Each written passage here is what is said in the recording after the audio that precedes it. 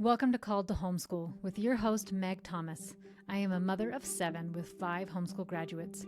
Each week, we'll talk about real-life homeschool, mindset shifts, and practical tools you can use in your home.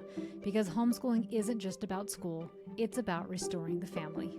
Hello, welcome back, friends, and welcome to 2026. I am so excited to start the new year with you. So instead of doing an episode about goals or anything like that, I'm actually just going to be answering a question from somebody writing in to be answered on the podcast. And today I am answering the question from Kelsey from Wisconsin. She says, you've talked about making the environment what your family needs. I have found we do better with much less clutter, especially toy clutter. We've been getting rid of quite a lot of excess clutter over the last year, but we struggle with toys. My husband and I would be happy with one small basket, but our kids are gifted so many toys. I even tried toy rotation, but haven't found a good system for this. How do you decide which toys to keep and which to get rid of? How do you successfully communicate to family that we don't need more toys? We have tried various things, asking for activities or passes to activities, but they always get lots of toys, of course, with a million small pieces. We are also struggling with how to explain to our 4-year-olds that we don't need a lot of toys and that we can hopefully bless other families with these toys, but sometimes that goes better than others. I guess my biggest question is, how do you keep the toys and clutter under control? I know this seems probably so minor, but I know environment is a huge thing, and I've been struggling with how to best go about this. Friends, what a great question, especially right after we are coming off of Christmas, right? And maybe your kids have a lot of toys and wondering, like, this is chaos. I've seen in Facebook groups before, parents getting ready for Christmas of how do we get rid of all these old toys so we can get all these new toys? And it just creates a lot of chaos. So I'm really excited to dive into this episode today. So this mom is already amazing, understands something really important. Environment matters. And she was right. This isn't a small issue. It's foundational. So let's talk about toys, clutter, gifting, kids' emotions, and how to lead your home with clarity and confidence. So if you haven't read this book yet, go buy it. It is called In Simplicity Parenting by Kim John Payne, and he explains that children's brains are deeply affected by their environment. Too many toys lead to overstimulation, shorter attention spans, more dysregulation, less creative deep play. And here's a part that surprises parents. More toys doesn't lead to a more gratitude or happiness. It often leads to less. Children's nervous systems thrive on simplicity, rhythm, and clarity. When everything is available all the time, their brains are constantly scanning instead of settling. So when you choose fewer toys, you're not depriving your child, you're actually supporting their brain and emotional regulation. So let's dive this in. So as you are doing this, first you have to decide your family's aim. Before system, baskets, rules, you need clarity. Ask yourself, what kind of environment helps our family feel calm? What supports better play, behavior, and connection? What do we value in our home? So your aim might be fewer toys, deeper play, a calm, uncluttered environment. Teaching caring for belongings. Once you are clear, everything else gets easier, including conversations with kids and family. So important to start right here with what is our aim. And I have often had people ask me, what is the right amount of toys to have? And the answer is whatever you are willing to manage without getting really angry and upset at your children. So that is the right amount of toys of which to have. So after you've decided your family aim, you're going to then decide which toys to keep. So here are some simple filters you can use. And you want to keep toys that encourage open-ended play, such as blocks, dolls, animals, art. These are toys that your children use regularly. They can be played with in multiple ways. They support imagination instead of flashing, loud entertainment.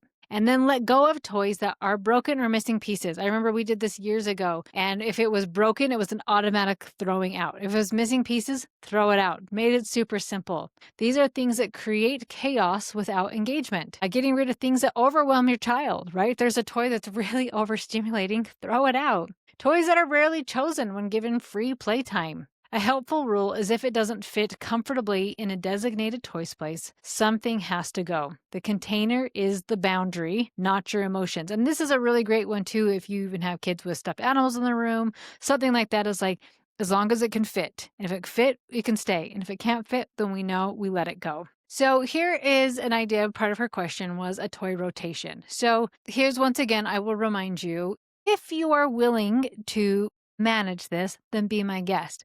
Friends, I am not willing to manage a toy rotation system. I also don't live in a big house that we don't even have a storage room. So I don't really have anywhere to even store and manage the toys. So if you're like, maybe I just need a less amount of toys, great. That's where I am. But if you are wanting a toy rotation idea, don't worry, I will not leave you hanging. They don't need to be fancy. You can have one small basket or shelf per child, and everything else goes into a closet bin or a closed bin or closet. You can rotate every few weeks or every few months or when play feels still. The goal is not perfection. The goal is less visual noise. Often when toys disappear for a while, kids rediscover them with fresh interest later. So once again, it's whatever you are willing to manage. If you are willing to do this, be my guest. Do you have the space to store extra toys? Fantastic. If you don't have to do this. I've seen both work amazingly. Struggling in your homeschool? You don't have to. Check out the Homeschool Bootcamp at CoachMegThomas.com. So, part of the next question was talking to young kids about letting toys go. And I have a couple of thoughts here. First, a 4-year-old doesn't always understand. If you feel like your 4-year-old would understand this conversation, then here are some ideas of what to say. You want to keep things simple but concrete. So you might say, our home works best when we have space to play and calm bodies. These toys can help another family now. Avoiding long explanations, avoiding guilt-based language, avoid asking them to make adult decisions. You are the leader. They don't need to decide everything. They just need to be guided. Some days it's going to go smoothly and some days it won't, and that's okay. Leadership doesn't require constant agreement. Now, if you feel like your child is not quite old enough to understand letting go of some toys, or a child who's like, everything is the most special thing on this planet, this is what I have done. I have just taken some of the toys out. Now, instead of just going and getting rid of them, I wanted to be curious of, would my child notice that this was missing? So I just put things in a garbage bag and hid it somewhere right around the house where they would not see it. Then I waited a few months to see if they ever asked, where's that one toy I love? Where's this one thing? And see if they actually liked it. If there was nothing in that bag, I know I can just donate it a few months later, but I do wait several months before I donate it, just to make sure I'm not getting rid of something really special. So that's something that I have done with younger kids, is just help them with the process by getting rid of some of the toys for them, but making sure that they are not special. So another part of the question, and what I have heard a lot of clients say that this is their hardest part when I've talked to them about decluttering and not having as many toys, is family and family gifting and toys. Remember, when we go back to that aim of what it is we want, remembering that before we're going to have a conversation with family or anything like that. So you are allowed to set boundaries around gifts. These are your children. Even if your parents are the sweetest, kindest people, your neighbor, your grandparents, whomever, aunts, uncles, everybody that wants to give your kids toys, you are allowed to set the boundaries. And it's so interesting because if it were something like alcohol and somebody offered your kid alcohol, you would be totally okay of, absolutely not. We do not give my children these things, right? But then when it's certain things, it's like, well, toys aren't necessarily bad or evil. They're not going to do any harm to my children. Then we get all wishy-washy. So that's why you need to decide ahead of time if like this, we're just a no, or what are our boundaries with toys. But you are not a bad person to set boundaries for your family around toys and gifts. So you want to be really clear and kind language. And maybe even starting with something of telling them how much you appreciate them, how thoughtful they are, and just really building up and letting them know what kind, good people that they are, that they want to do these nice things for your kids, right? We don't need to come out and just like, hey, knock it off. I'm trying to change my house here and calm my children down, right? But just coming in with, thank you so much. You have been so sweet to my children. I can see how thoughtful you really are. But we are trying to focus on a simpler environment. We would actually prefer experiences, books, or something else specific that you want to have in your home. And here is the key mindset shift. You cannot control what others give or what they do. But what you can control is what stays in your home. So you may have some parents, grandparents, whomever, who are like, Great. What are some ideas? And you're like, the zoo. I would love a zoo pass, or this museum is so amazing. And actually, how fun if you go with them. They would love an ice cream date with you. Like they just want to spend the time with you, right? And then you get to see the excited light on their face that maybe that's what you were hoping for by giving them a toy, right?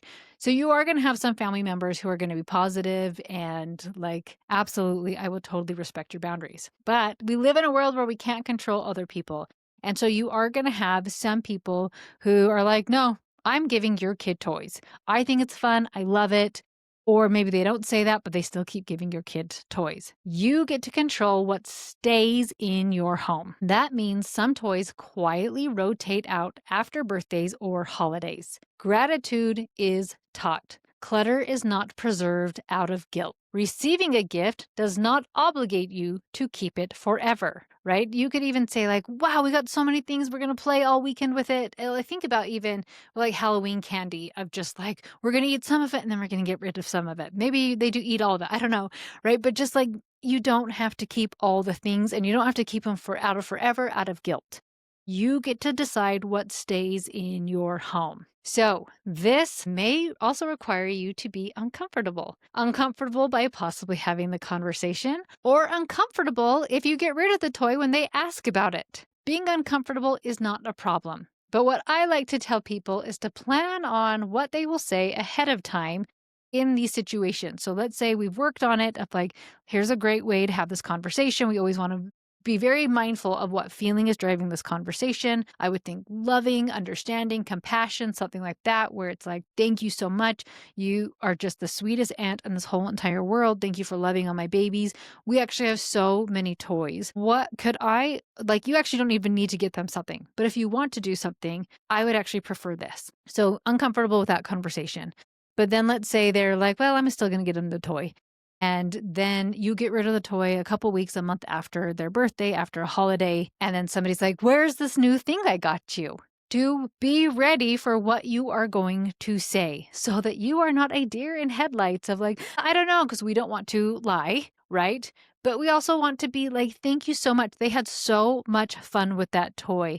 And now we have donated it to this other family that didn't get any toys. So thank you so much because you not only bless my children's lives, and you bless these other children's lives. And then they get to decide whether or not they're annoyed with that with you, right? And that's part of the ability of being willing to be uncomfortable with what other people will do and say. So, friends, this is not really all about toys. It is about teaching your children stewardship, protecting your family, the environment, their nervous system, creating an environment that supports peace, leading your home with confidence. A calm environment does not happen by accident. It is created intentionally, slowly, imperfectly, and you are allowed to prioritize what your family needs. So if clutter feels overwhelming, start small. Start with one basket, one shelf, one boundary. You do not need a perfect system. You need clarity, consistency, and leadership. Your children will benefit more from a calm home than a house full of toys. Friends, thanks so much for being here, and I will talk to you next week. Thanks so much for listening to Call to Homeschool. If today's episode was helpful, the best way you can support the show is by leaving a rating or review on Apple Podcasts or Spotify. It helps more homeschool moms find this work, and I appreciate it so much.